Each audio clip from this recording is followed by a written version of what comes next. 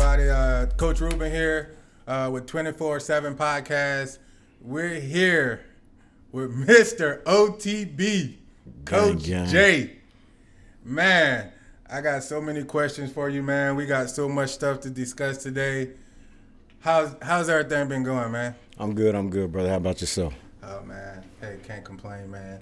Hey, I'm not even going to sugarcoat it. I'm not going to take too long. Hey, I'm ready to get into it. Straight into it. That's how we're going, man. So, man, I hear so much about OTB when it comes to football, mentorship, 7-on-7, different things like that. I hear a lot of negative. I also see a lot of positive. And I think a lot of people that, if they don't really know you, they don't understand it. I think a lot of time they get a lot of the confusion mixed up with your passion. There you Sometimes go. when they see you out on the field. So for a lot of people that don't know, first off, what made you start OTB? And tell me, like, what does really OTB means and what does it stand for? Okay. Well, that was a mouthful right there, Rube. So off top, what made me start OTB? What does OTB stand for? OTB is an acronym for Outside the Box. Outside the box, specialty training, outside the box, youth mentoring. So off top, the way I came up, my lifestyle, my early childhood, my adolescent years, I had to think outside the box to even just fathom the thought of even being able to be successful in any realm. I had to think outside the box. I was a kid that was either going to be dead or in jail. So first and foremost, that's where the OTB analogy comes from. What made me start it was definitely the thought of giving youth like myself the opportunity to do more, to do better, than think outside the box. Just pretty much their situation wasn't just going to be their outcome. So I had kids early. One of my sons took to football like me early on, O.T.B. Allen. So I really built the platform around him. Wanted to be able to I'm going to tell you what it is. I wanted to be a daddy ball coach. I played so much football, I was attached to the game. So it wasn't nobody going to be able to coach or train my son the way I did it. So initially I built it around my son, O.T.B. Allen. Once I jumped in the game as far as being a coach, I seen so many at-risk youth, so many kids that could benefit from what I had to tell them and how I had to coach them up. Then I just formulated groups of kids and, built a community within my son's community of kids I was already coaching and dealing with, and came up with this OTB program, this outside-the-box concept. So it's pretty much for youth mentoring, first and foremost. I was a dad. I was a mentor. I wanted to give back and, try to teach kids not to go my route. Then I was also a trainer. I was a dog at what I did as far as the technique fundamental. So that's what I wanted to bring back to them. And you could look like this, you could walk like this, you could have these tattoos, dressed like this, but think outside the box. So, man, that's deep. Personally, I never knew about that. And like I said, I've been knowing you since you guys first started. I think this is going to be year 8, year 9. 8 years. We're going on 8-9 years, man. So however long Red Zone been rocking out here, man, that's how long we've been getting down. Right. Man, shout out to those guys as well, man. So, I came in the game on a coattail of those boys. And to me, other than outside the box, OTB Elite, the only elite team in Arizona. A lot of elites after we came through this game, but there's only one elite team, and my man Jay Gurley could speak to that. 8-9 years ago, there wasn't a team in Arizona with the elite tag. So, but prior to us, we had those guys.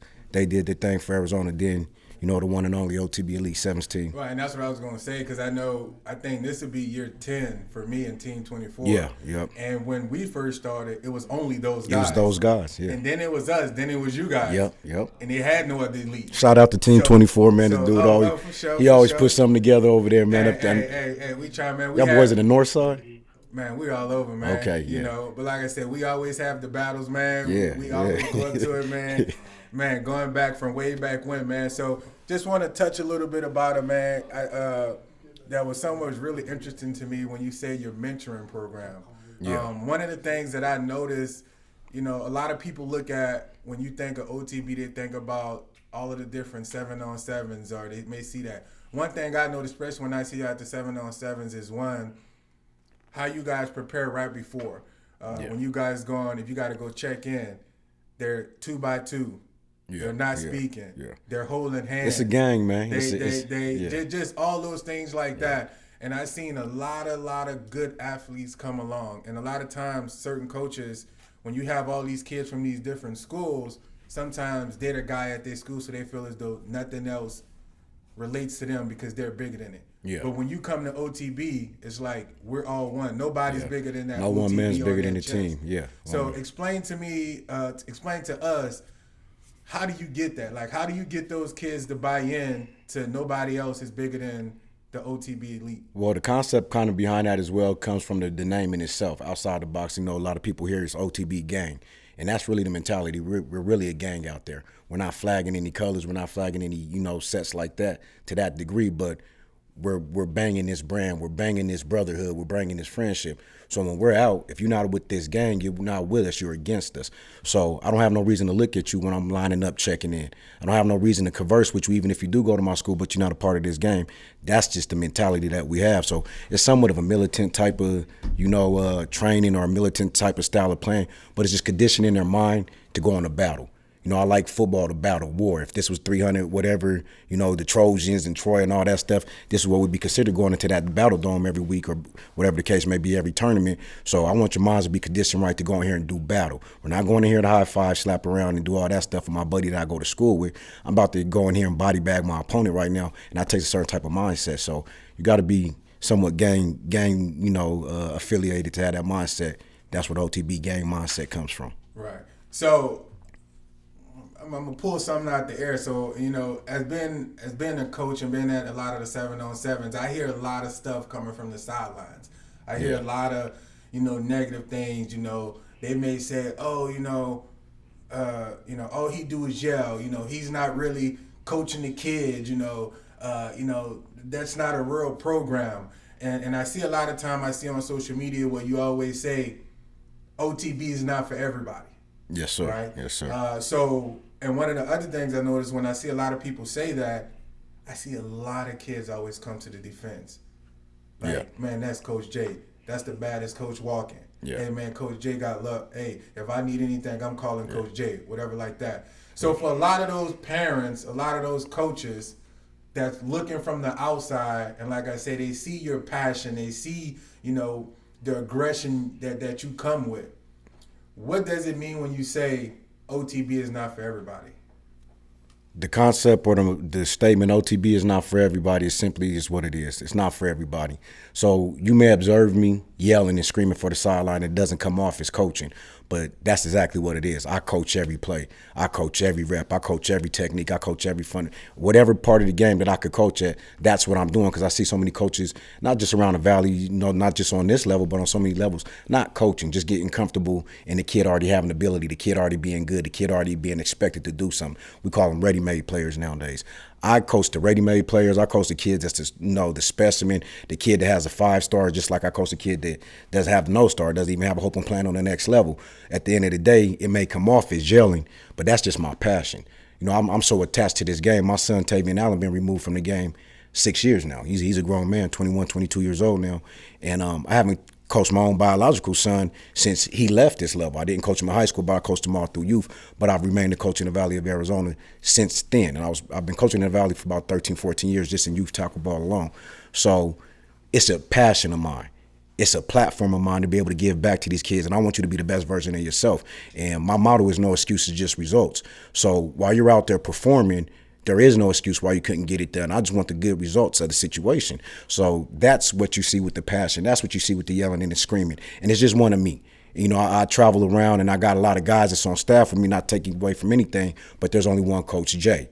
So I'm coaching the offensive side of the ball. I'm coaching the defensive side of the ball. I'm coaching the receivers. I'm coaching the DBs, the linebackers, because it has to look a certain way. And shout out to any of my coaches that want to come on and coach, because I could use some coaching help. Anyway, but at the end of the day, that's the passion, because I'm pouring into my program, and this is my program. This is what I built from ground up, OTB. So when you do see me, it comes off a little brash, but what I usually say to that, Ruben, is people fear what they don't understand. So you'll rather just label it as me looking crazy or me. They don't understand it. But when you talk to those Devin Crawfords, those Jaleel Walkers, those Rashi Hodges, the list goes on, Dante Lindsay's, Delano Salgados, Ryan Puskas, these are all collegiate kids now. They'll tell you how they slept in my home. They trained in my gym for years for free. Don't charge these kids. How we went on so many road trips, how I've walked them into these coaches' front doors or these collegiate program camps and shook hands with the who's behind the scenes so they could get a genuine look. That's where they're coming to my defense, because Coach J loved the kids, and that's just genuine. My wife, for years, for the last, I don't know how many years I've been training out of my home, she's opened up her home. She didn't have to do that.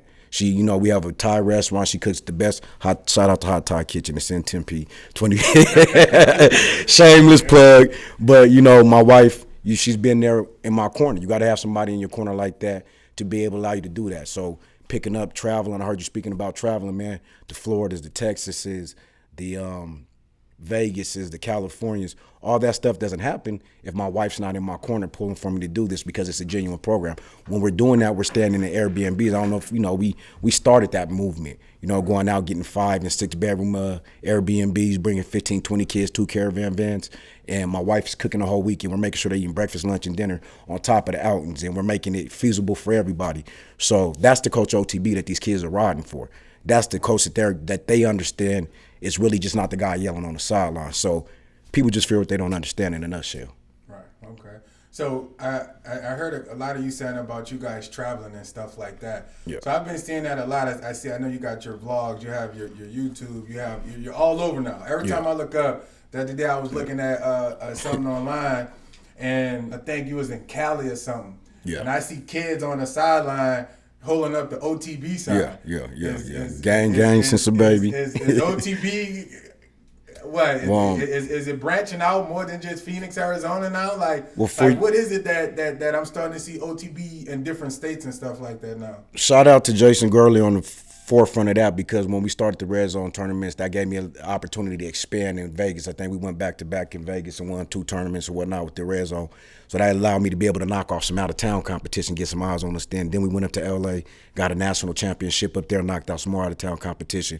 So we were able to branch off and get some eyes on us. And the kids that we got, the talent that we've always been able to pull, I mean, they don't rock with me, but they rock with me. You get what I'm saying? We always have a good team. We always have multiple teams, and we always have the best talented teams. So we've always kind of been around, but I linked up with a #1 YouTuber right now, which is Deestroying. Shout out my boy Deestroying, Dave Rassig. Go like, subscribe his channel. We linked up doing something that I've always done, which we call Flex Fridays out here, or Show Out Sundays. He had a platform where he was doing 1-on-1s, 7-on-7s as well, you know, traveling around doing the same thing. We linked up at a 7-on-7 tournament. He reached out to me like, you got some dogs that want to work. We initially did a 7-on-7 or 1-on-1 for a PS5. OTB kids invite only. You know, we came out, showed out for him. Wow, this is the best ones we've ever even had on this channel. So he invited us out again. This time we did it for $2,000. $1,000 to the winner on the offense, $1,000 to the DB on the defense. So, you know, those just been going viral. 6 million views, 5 million views. So pretty much has been traveling around him, getting the brand out there. So as I travel now, I had a spin-off vlog from that, which is Coach OTB. Shout out to the vlog, Coach OTB YouTube. I got all kind of shameless plugs, man. They gave me the platform, Ruben, what you expect me to do. YouTube, Coach OTB, Instagram, Coach OTB. Anyhow, so shout out to my man Deestroying. Been traveling around him. We got like a 10-city tour that we're trying to knock out. We're just doing these 1v1 tournaments like a Flex Friday. We're just doing it on a national scale. We killed Atlanta. We killed Florida, just came from Tampa. We killed Dallas. You know, Des B, the whole situation, we had him out there. Okay. I'm about to cut you off real quick. I'm feeling some kind of way. So you said you team up with this guy, Deestroyer, right? You know, you came in, you had an all OTB one-on-one. Yeah. So I'm feeling some kind of way. What you want to do about it? Hey, Team 24, what you want to do about it? Hey, look here. Hey, if you guys want, I got some dogs over there. You want that smoke? Hey, we can do an OTB Team 24 one-on-one, and I don't know if your guys ready for that, bro. Hey, man, listen. Hey. Here, hold on. Let me chime in with this, because you know Coach OTB, Coach J, whoever you want to call this, man, he don't duck no smoke. There's only one thing that we have in Arizona. It's an AIA rule. So it's a prior contact rule. But you know in December is when I do the first round of my tryouts. So December, January, getting ready for this Red Zone Elite tournament, we definitely could make that happen at some point. And it'd be strictly OTB kids against the Team 24. We'll put it in front of the cameras. We can make it happen, man. I don't think you want that. I said I want all of that. So you said, hey, hold up. I got Devin. Hold on. Wait, hold up. Say, hold up. Hey, hold up. So you said you're willing to put your brand, OTB, on the line. Yeah, man. In front of cameras? In front of cameras. Come on, Listen, man. We stay in front of the cameras, man. Come on, man. We out here for the exposure. We out here to get these kids recognized. Look. And that's another thing. OTB's for the kids, man. It's for getting these kids exposure that may fly under the radar. Kids at risk homes, you know, they can't get the proper training, can't get the proper mentoring. Kids are at mediocre programs that don't have these Power 5 schools looking at them. You know, that's the platform for OTB to be able to get kids out there. So now that you say that, tell me right now, based off of your last year's roster, give me 2 or 3 dogs right now that people should be on the lookout for right now that's playing on Friday nights. Playing on Friday nights, man, I'm going to tell you straight off the back, we got Carlos Griffin, we got Devin Dampier, we got Jaden Pyra, we got Tell me what schools they're at. Okay, so we got Carlos Griffin. Let me go ahead and just name off some sorority boys right now. Janias Morris, Carlos Griffin, JoJo Clark, Devin Dampier. Those guys are all at sorority right now. It's a plethora of sorority kids I can't think right now. Big John over there as well. At Liberty, we got Jack Stams. We got Rynell Calvin, just came from an epic game that they had, Friday Night Lights. I just posted that one. Go check that one out. They're over there at Liberty. Who else we got? We got moved to the West Valley. We got Jaden Pyre sitting at Desert Edge. It's so many you kind of catch me. So y'all might not know this. Coach OTB, Coach J, I also coach at Central High School, the defensive coordinator over there. So we got Aaron. We got Aaron over there. Who else?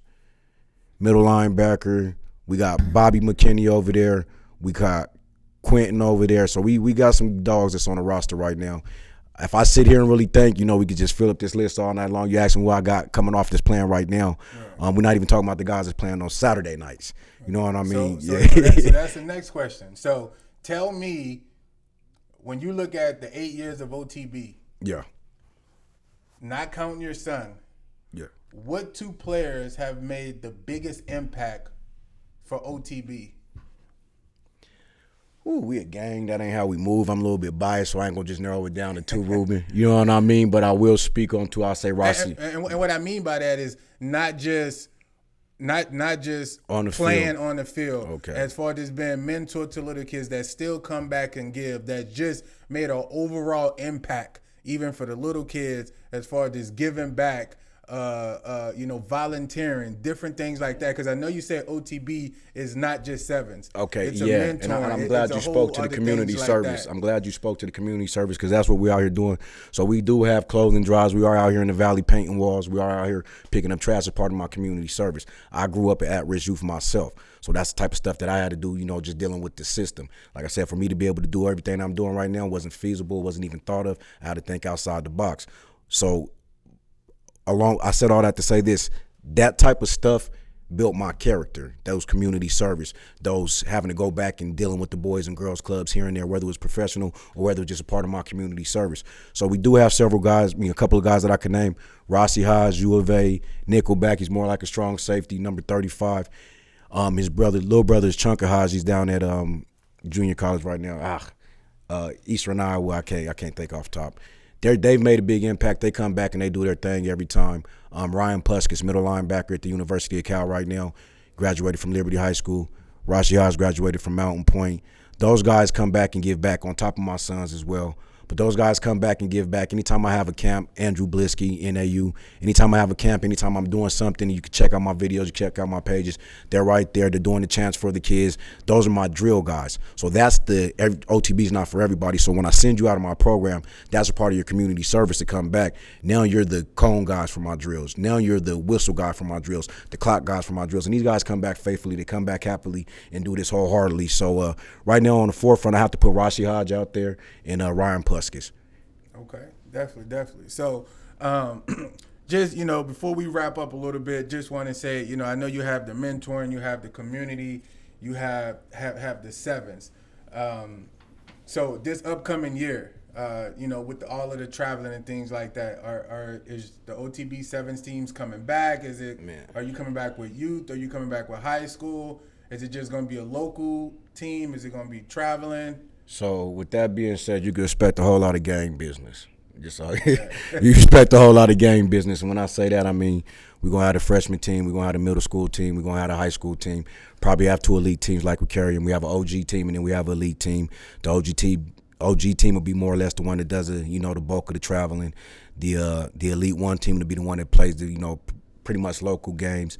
The middle school freshman team, they'll do everything. I got some dogs out there, man. JJ Miles, Chase Shoemate, Ryland. I mean, Those guys are at Desert Vista, Saguaro. Got some Desert Edge guys. Shout out to Buddha, my quarterback over at Desert Edge. Freshman program, killing it. So, yeah, just expect a whole lot of game business come December, moving December through the springtime. Definitely, man.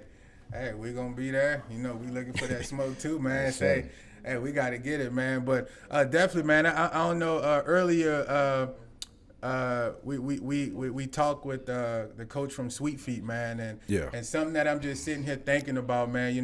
He has a mentoring program, he has a training program and stuff like that, and he was just speaking about how he came up and things like that. A really good idea, man. Maybe when we off the air, we can definitely talk about it, man. Is coming together as a community.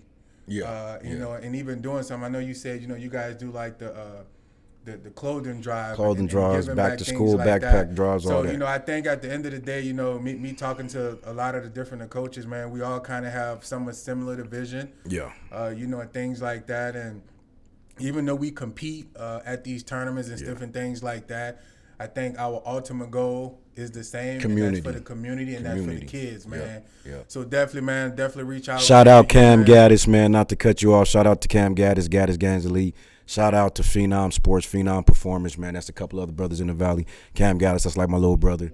Down in Tucson, let him know, man. When he come down in Phoenix, man, we definitely want to meet with him. It's all love with those guys, and like I said, definitely with Sweet Feet, we done a lot of work in the past together. Just guys just getting it out the mud. I respect it. Like I said, I was a part coach myself, trainer. I train out of my garage, still train out of my garage, and it's only a certain few can even get to the box. That's that box work, It's only a chosen few. That I just train in the box nowadays. So I'm still out of my garage with it. I ain't got too big for my roots. And, shout out to those guys out here in Phoenix that's just getting out the mud. The city and the community is big enough for everybody, but at the same time, everybody should come together at some point and try to do something on a bigger scale for the state of Arizona. And that's pretty much what we're doing with these one-on-ones, traveling around, trying to put Arizona on the map. Definitely, man. I'm going to definitely reach out to Jason, man. Jason Gurley, he's the one that really orchestrates a lot of this, man. He's really put Arizona on the map with his tournaments, having a lot of these guys come in and different things like that, man. So shout out to Jason. Shout out to Red Zone. Team 24 originated from Red Zone. That's the one that got us where we at now, to where we getting, people from all over the states, wanting us to come travel to their tournaments and things like that, man. But definitely, man, really appreciate it, man. Definitely, hey, we want you to come back. I'm going to reach out to Sweet Feet as well. You guys have similar stories. He was saying how with his training, it started in his garage and stuff like that too. So definitely, man, get both of you guys back here. Really sit down next time and really just talk about football, man. Talk about the X's, the O's. Arizona got some football players. Hey, exactly, man. And I think ultimately us working together at the end of the day is only going to benefit the kids. Make sure that they have the right technique, the right things, and whatever the case may be. And like you said, Arizona is big for everybody. We're steady growing. We the fifth largest growing, state in Arizona right now. So we consistently growing and stuff like that, man. So, hey, man, shout out to everybody who's out there. Any trainers, any 7-on-7 coaches, man. Appreciate all the love, man. Let's keep everything going for Arizona, man. Till next time, I'm out. Appreciate it, Jay. Appreciate you, my brother.